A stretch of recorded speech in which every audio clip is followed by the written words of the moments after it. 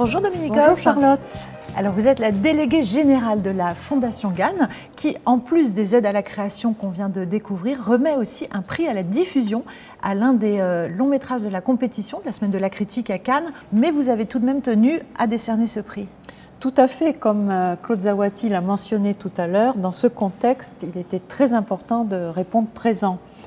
On est mécène depuis 30 ans. Ce qui nous intéresse, c'est la persévérance et c'est dans la durée que l'on peut vraiment lire une action. Et puis ici, la situation est difficile, raison de plus pour se projeter dans les films d'après. Comment vous avez pu voir ces films ? Alors, on a eu la chance cet été de pouvoir les voir dans des vraies conditions de cinéma. La sélection de la Semaine de la Critique était, comme toujours, excellente. Il y avait 5 films très variés qui nous ont réjouis. Alors, c'est toujours délicat de choisir, mais là, un film s'est imposé à l'unanimité. Il s'agit du premier long métrage intitulé After Love du cinéaste britannique Aline Khan. C'est un film qui se passe à Douvres, une ville côtière dans le sud de l'Angleterre. Et une veuve dont le mari vient de mourir accidentellement découvre qu'à quelques kilomètres de là, de l'autre côté de la frontière, son mari cachait un grand secret. On ne va pas le dévoiler. Hein. Non, non.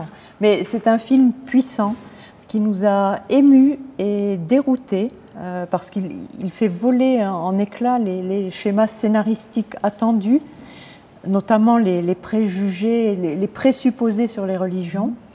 Son écriture est délicate, la mise en scène est à la fois subtile, maîtrisée. Et puis le film est porté par 2 grandes actrices, l'étonnante Joanna Scanlan, qui est bouleversante avec un jeu tout en retenue, et la non moins talentueuse Nathalie Richard.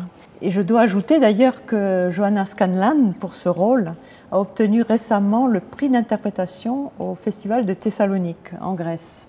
Est-ce que vous savez quand le film sortira en France ? Alors, normalement, il est attendu pour le printemps prochain et on a vraiment hâte que le public français le découvre.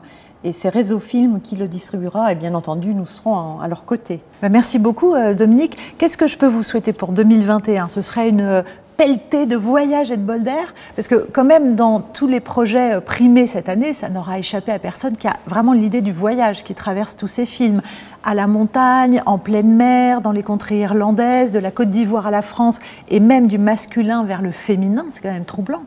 C'est troublant, mais ce sont les films d'après, de l'après-confinement, les films, c'est le retour à la vie, le retour au contact humain. Nous ne doutons pas, les jours heureux reviendront.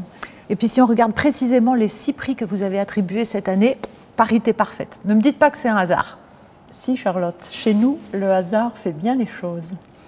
Merci infiniment Dominique d'avoir été à mes côtés pour ces lauréats 2020.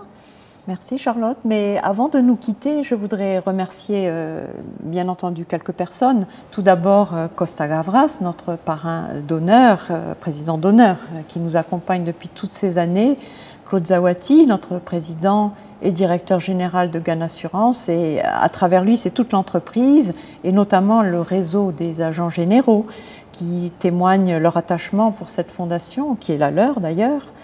Nos hôtes de la Cinémathèque française, le jury 2020 et Raja Amari, notre marraine, mon équipe, mes collaboratrices, Émilie Voisin, Mathilde Vallas, Ève Arnaud, Victoria Gomis, toutes passionnément engagées. Les petites fées, les belles fées à vos côtés. Merci beaucoup Dominique. Merci Charlotte. À l'année prochaine. Oui, le cinéma, quoi qu'il advienne. Avant tout, merci.